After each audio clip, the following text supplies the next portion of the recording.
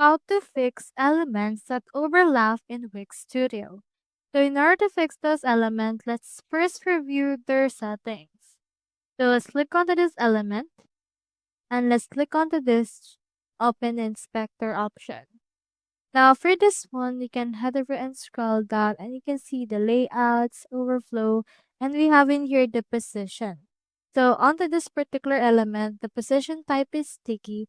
Onto this other element, it has different position type, which is default. So as you can see, if we actually resize our actual page, it will change up its actual view right here. So what we can do in that case is to just make sure that these two are actually stacked together. Head over and then click on to the first element. After that, click onto the shift on your keyboard and then click on the second element. And then after that, click on stack.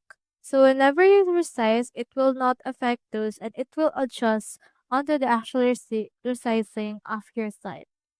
So that's how you fix elements that overlap in Wix Studio. Hope we helped.